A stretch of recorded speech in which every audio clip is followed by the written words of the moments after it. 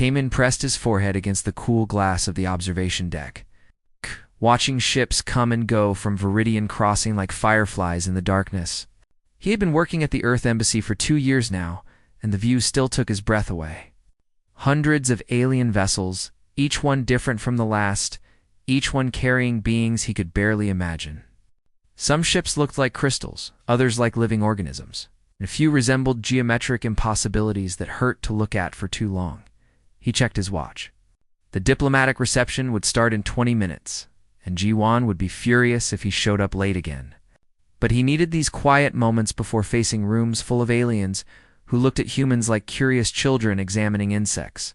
Earth had only joined the galactic community 2 decades ago, and most species still treated them like adorable newcomers who didn't understand how the real universe worked. The reception hall buzzed with conversation in dozens of languages. Taman's neural implant translated most of it automatically. Though some species communicated through colors or scents that technology couldn't fully capture, he grabbed a drink from a passing server drone and tried to look professional. Ambassador Ji-Wan stood near the center of the room, deep in conversation with a Thauri diplomat whose tank suit bubbled with what Taman had learned was laughter. That was when he first saw her. She stood alone near one of the windows, her back to the crowd. Her skin had a faint luminescence that reminded Taman of moonlight on water. Her hair, if you could call it that, moved with a life of its own, shifting through shades of deep purple and blue. She wore robes that seemed to be woven from starlight itself, and when she turned slightly, he caught a glimpse of her face. She was beautiful in a way that made his chest ache, but more than that, she looked lonely. Taman found himself walking toward her before he could think better of it. His implant identified her species immediately, Valkyrie, one of the oldest and most powerful civilizations in the galaxy. They rarely attended these functions, preferring to conduct business through formal channels. What was she doing here alone? Beautiful, isn't it? He said in standard galactic common, gesturing to the view outside. Sometimes I forget there are billions of people out there all living their lives under different stars. She turned to face him fully, and Taman nearly forgot how to breathe. Her eyes were like deep pools of violet light, and when she smiled, it was tentative but genuine. "You're human," she said. Her voice had a musical quality that his implant couldn't quite capture. "I've read about your species. You're the ones who brought music to the council chambers." Taman laughed. "That was actually an accident. Our ambassador didn't realize the ceremonial greeting she prepared would be considered a song. But yes, I'm human." "My name is Taman." "Aaron," she replied. "I'm supposed to be observing these gatherings for my father. He wants me to understand how other species interact. But honestly, I find it overwhelming." They talked for hours that night. Aaron asked him about Earth, about human customs and languages. She was fascinated by the concept of seasons, of a world that changed its face throughout the year. Taman told her about autumn leaves and winter snow, about spring flowers and summer heat. She listened with an intensity that made him feel like every word mattered. In return, she told him about the Valkyrie homeworld, about crystal cities that sang in the wind and oceans that glowed with bioluminescent life. She spoke about her people's history, spanning millions of years, about achievements that predated human civilization by epochs. But she also spoke about loneliness, about the weight of expectations, about what it felt like to have every moment of your life planned according to tradition. "Your people are so young," she said, but it didn't sound condescending. "You still have the freedom to make mistakes, to choose your own paths. Do you know how rare that is?" Taman met her 3 more times over the following weeks, always at the observation deck, always in secret. Aaron explained that Valkyrie society had strict rules about casual relationships with other species. It wasn't forbidden exactly, but it was complicated. There were protocols, approvals, cultural exchanges that had to be arranged. The bureaucracy alone could take years, so we just won't tell anyone, Taman said during their 4th meeting. "Not yet, anyway." "Is that wrong?" Aaron's face did something complex that he was learning to read. "My people would say yes. But I'm finding that I don't care as much about what my people would say anymore. They started sharing parts of themselves that went deeper than tourist information." Aaron confessed that she felt trapped by her father's position. that every Valkyrie expected her to be a perfect example of their civilization. Taman told her about growing up on Earth, about choosing to come to space specifically because he wanted to understand beings different from himself, about the loneliness of being surrounded by aliens who saw him as a curiosity rather than a person. "You see me, Orin," said one evening, her hand hovering near his, but not quite touching. "Not as Valkyrie, not as the High Consul's daughter. Just as me, I do," Taman whispered, and it was true. When he looked at her, he didn't see an alien or a political complication. He saw someone who laughed at his terrible jokes, who listened when he talked about missing home, who trusted him with her fears and dreams. On their 7th meeting, they sat in comfortable silence watching a cargo convoy pass by the station. Taman felt a certainty settle over him that was both terrifying and exhilarating. He had never believed in love at first sight, had always thought that was just something from movies. But this felt inevitable, like gravity or the turning of planets. He spoke in Korean, assuming she wouldn't understand. The words felt too big, too dangerous to say in any language she knew. "I want to marry you." Arn went completely still. Then, slowly, she turned to face him. Her eyes were wide, and something in her expression made Taman's heart stop. "I've been studying human languages," she said softly in accented but clear Korean. "Especially yours." The smile that spread across her face was like watching a sunrise. It was pure joy, unfiltered and radiant. She reached out and took his hand properly for the first time, their fingers intertwining. "Taman, I feel the same way." He wanted to kiss her. He wanted to shout. He wanted to spin her around in circles like they did in those old romantic movies. Instead, he just held her hand and felt like the luckiest person in the galaxy. Neither of them noticed the small recording device in the corner of the observation deck. Neither of them saw it transmit its data to a Valkyrie cultural observer on the diplomatic vessel docked 3 levels away. They didn't see the observer's face go pale with horror as they reviewed the recording. Didn't hear the emergency transmission sent to Valkyrie space. They only had 10 more minutes of happiness before security forces arrived. 10 more minutes before Aaron was pulled away from him, before ambassadors started shouting, before Taman learned that his whispered words had been interpreted not as a personal declaration but as a human attempt to claim Valkyrie resources through cultural manipulation. 10 more minutes before everything changed. The emergency meeting room felt too small for the rage contained within it. Giwan stood at the head of the table. Her normally calm face twisted with anger as she read the Valkyrie ultimatum for the 3rd time. Around her, various Earth officials argued in overlapping voices, their panic filling the air like smoke. "We have to give them what they want," insisted Director Park from Earth Security. "The Valkyrie Empire could wipe out our colonies in days. This isn't negotiable." "Everything is negotiable," Giwan said coldly. "We're not handing over one of our citizens to be mind-wiped because he fell in love." Taman sat in the corner of the room, still numb from being torn away from Arendt 6 hours ago. His hands hurt from where the Valkyrie security forces had gripped him. He could still see her face as they dragged her away, could still hear her shouting his name. The translator had rendered her words clinically. "This is unjust. This is wrong." Hyunwoo, the military advisor, pulled up a holographic display showing the Valkyrie fleet positions. "They have 17 battle groups within striking distance of our outer colonies. Each one could level a planet. Our entire defensive fleet combined couldn't stop even 3 of those groups." He looked at Taman with something between pity and frustration. "I'm sorry, but one person isn't worth starting a war we cannot win." "It's not about one person," Guan said. "It's about whether we're going to let alien governments decide which human emotions are acceptable. Today, they say Taman can't propose to someone he loves. Tomorrow, what will they forbid? Our music, our art, the way we raise our children?" The argument continued for hours. Taman barely heard it. He kept replaying the moment in his mind, trying to figure out where it went wrong. How could saying, "I want to marry you," possibly be considered an act of aggression? Minji, the young xenanthropologist, had tried to explain it to him during the brief moment they had alone. "The Valkyrie see marriage as a state function," she had said, her voice sympathetic. "When you proposed, their cultural framework interpreted it as a human claiming jurisdiction over a Valkyrie citizen. It's like you declared you wanted to annex part of their empire. You are changing minds across the galaxy. But the Valkyrie military will not stop. They cannot afford to appear weak. Then we'll keep fighting, Jiwan replied. Humans are stubborn that way. On Earth, the war effort had become personal for billions of people. Doyen's team had developed new shield technology by combining human creativity with alien science they barely understood. It worked half the time and failed catastrophically the other half, but that was better than nothing. Cargo ships became improvised gunships. Mining vessels turned into troop transports.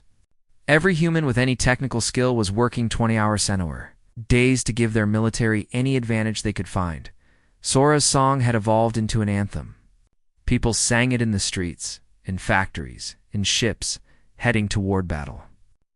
They say love needs permission, they say hearts must obey, but I would burn the stars down before I'd give mine away. More Valkyrie ships arrived and more human vessels were destroyed. The casualties were climbing, but so was something else. Human tactics kept evolving. Every engagement taught them something new. The Valkyrie had millions of years of military tradition. Humans had desperation and the ability to try things no sane civilization would attempt. One human captain, faced with certain destruction, loaded his ship with mining explosives and rammed a Valkyrie destroyer at full speed. The explosion took out 3 more Valkyrie ships that had been flying in close formation. It was a suicide run that horrified the galaxy, but it also showed that humans would do absolutely anything to protect their own. The Valkyrie. Commander reported back to the High Consul with increasing frustration. We've destroyed 47 human vessels, but they keep finding new ways to hurt us. They turn asteroids into weapons. They use civilian ships as decoys. They sacrifice themselves without hesitation. These are not rational tactics. They're fighting for a principle, Vareth replied quietly. That makes them dangerous in ways we're not prepared for. In her confinement, Arn had been watching everything through systems she had hacked. She saw human ships dying to protect a man they'd never met. She saw protests across multiple worlds. She saw her own people questioning everything they had been taught. And she made a decision using skills Taman had taught her during their secret meetings. She bypassed 3 security checkpoints and made it to the small craft bay. A maintenance vessel sat there, unguarded, because no one expected a High Consul's daughter to steal a ship. Arn proved them wrong. She sent one message before she launched. It went to every news outlet in the galaxy. I am Arn of the Valkyrie. I am leaving my confinement to join Taman. If you want to stop me, you'll have to kill me. But I won't live in a galaxy where love is a crime. Small ship launched before anyone could respond.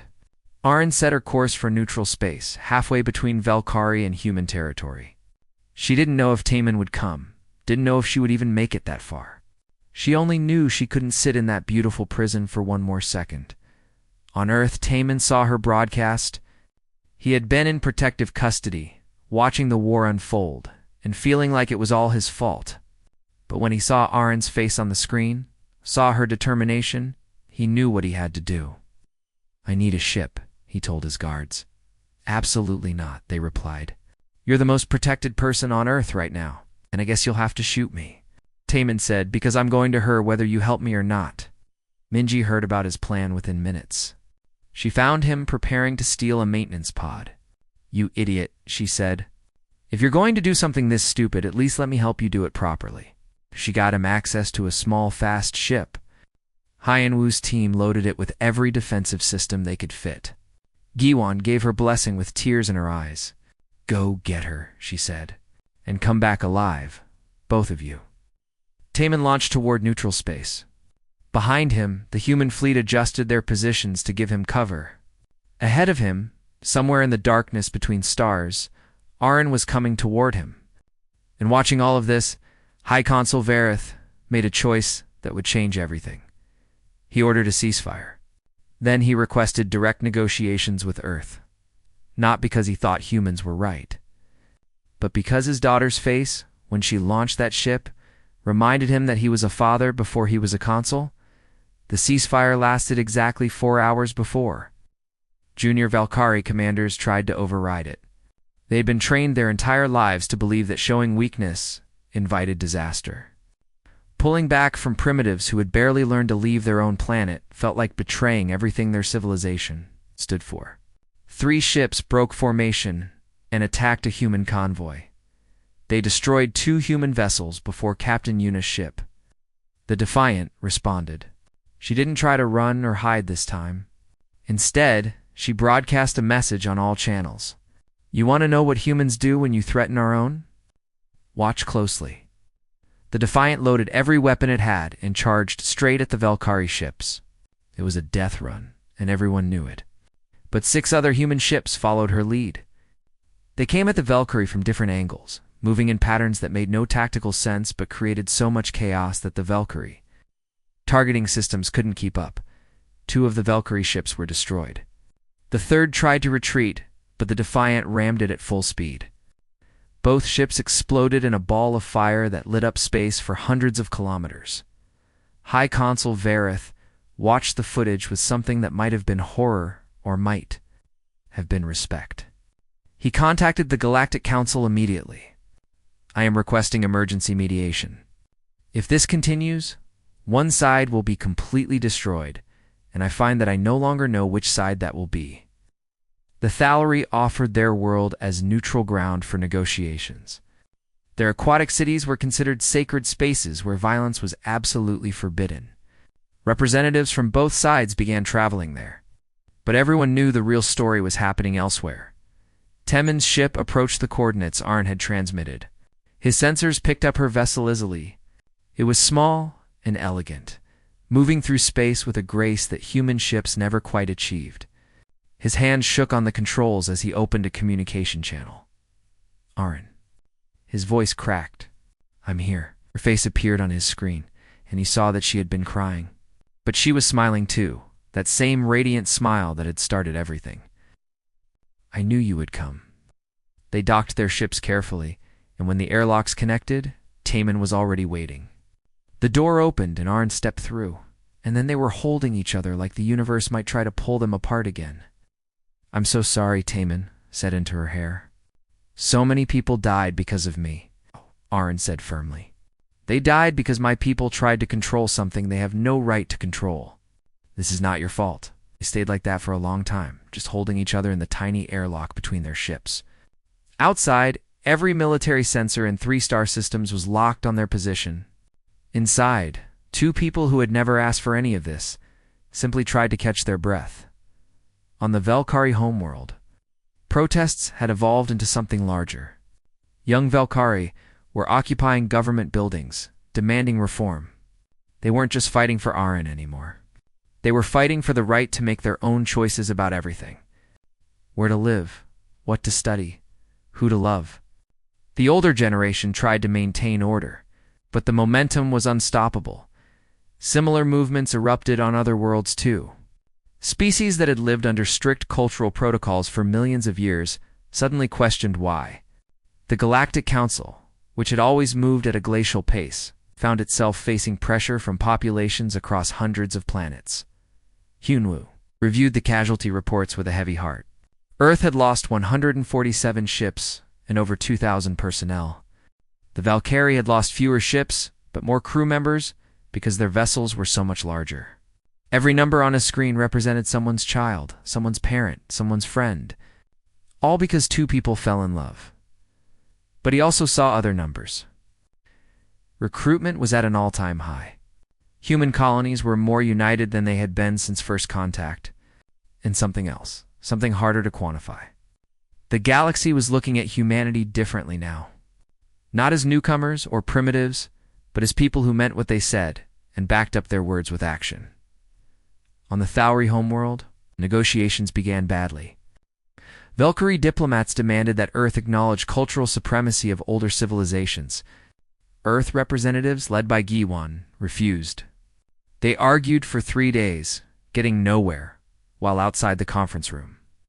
The galaxy held its breath. Finally, High Consul Vareth asked to address the assembly.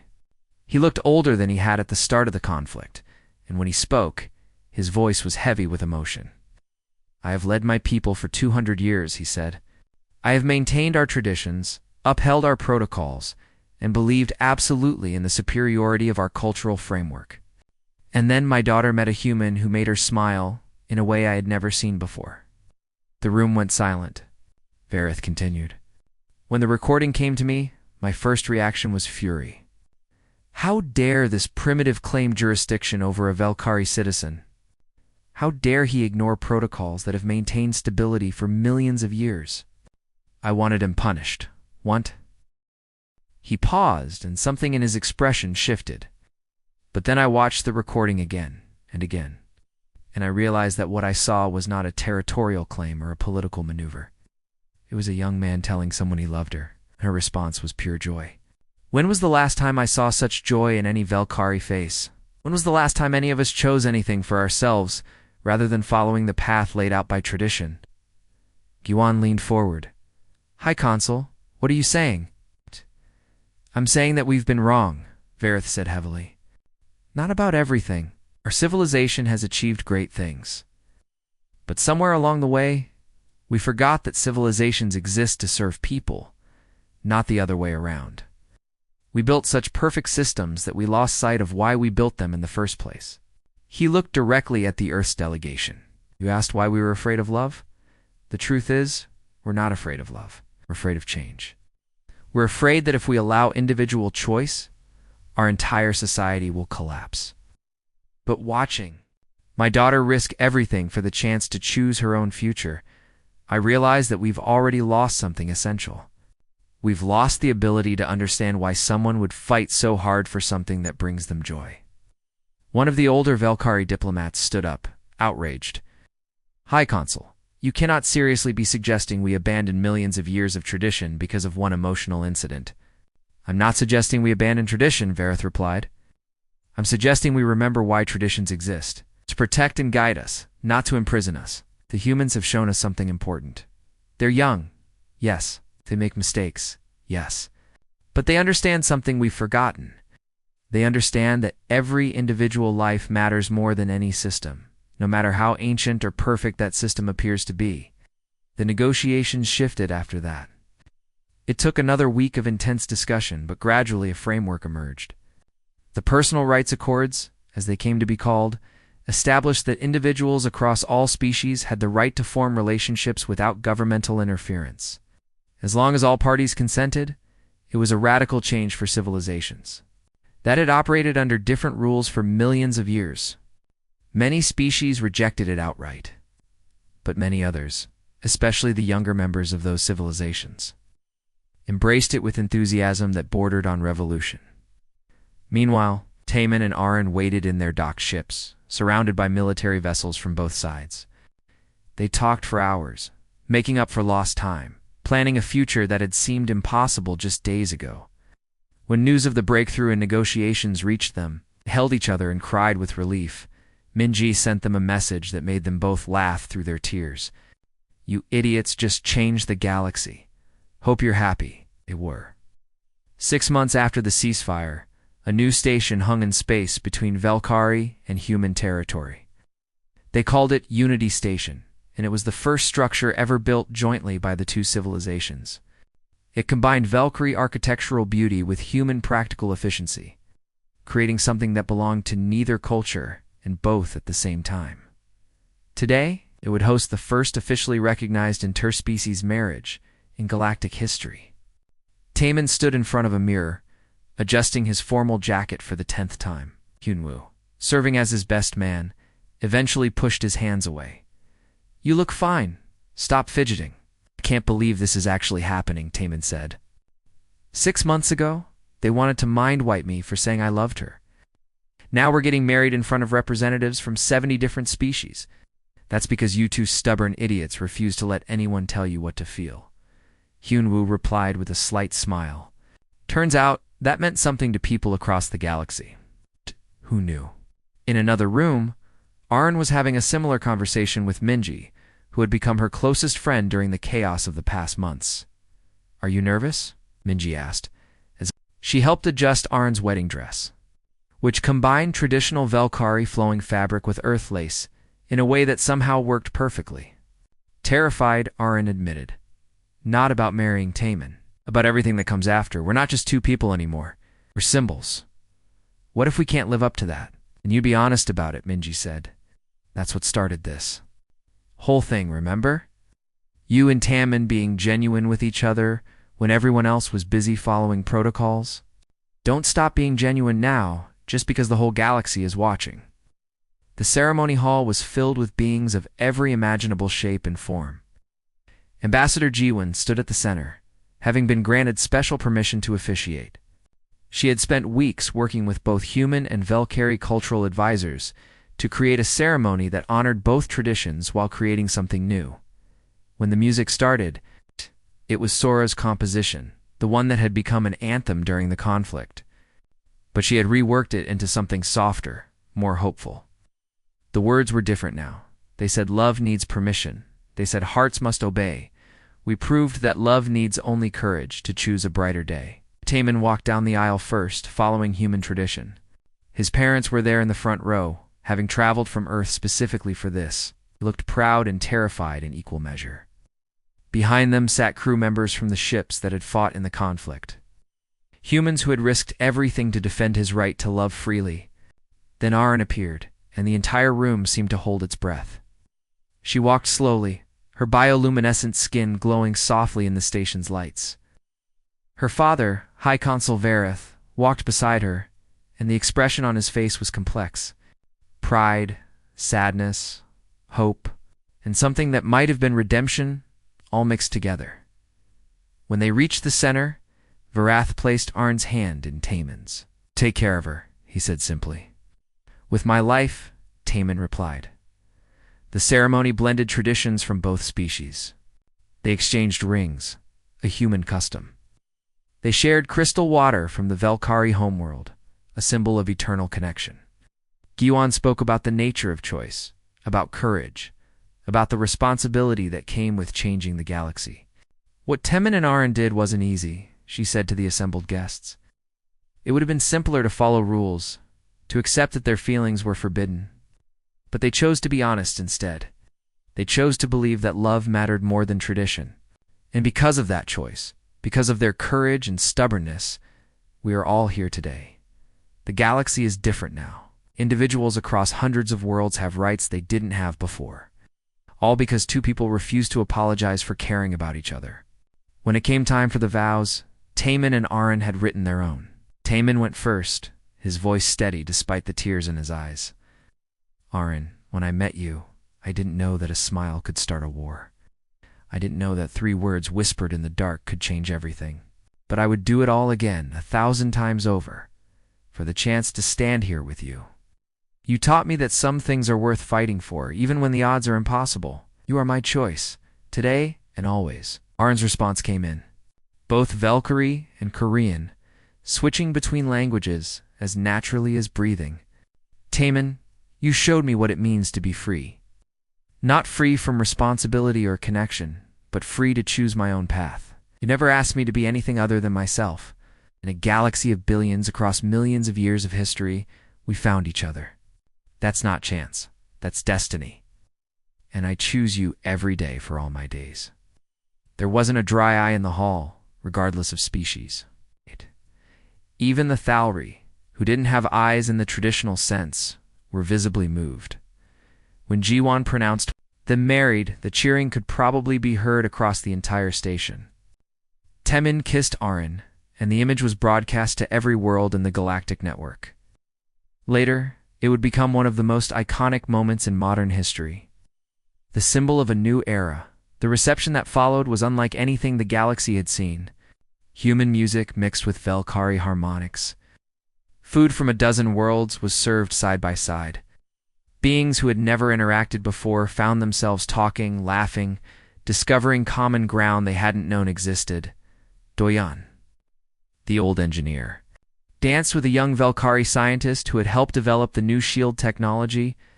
They argued cheerfully about physics while spinning around the floor. Captain Yuna, who had survived her suicide run through a combination of luck and skill, traded war stories with Velkari commanders, who had once been trying to kill her. The conversation was surprisingly friendly. At one point, High Consul Vareth approached Giwan. "I owe you an apology," he said formally. "I underestimated your people. I saw only youth and inexperience. I failed to see the strength that comes from believing in something larger than tradition." Giwan smiled. "We underestimated you too. We thought ancient civilizations were too rigid to change. Turns out people are people, regardless of how many millions of years old their culture is. We all want the same things in the end: safety, connection, the freedom to choose our own happiness. Your people paid a heavy price for those principles," Vareth said quietly. "Over 2,000 dead?" "They did," Giwan agreed. "But they knew what they were fighting for. Every single one of them volunteered. They believed that Timon's right to love freely was worth defending, not because they knew him personally, but because they understood that if we didn't stand up for that right, we'd lose something essential about being human." The celebration continued late into the station's artificial night. Temin and Aaron eventually slipped away to their new home, a small residence on Unity Station, where they would live while working to bridge the gap between their peoples. Years passed. The changes that began with a whispered proposal continued to ripple across the galaxy.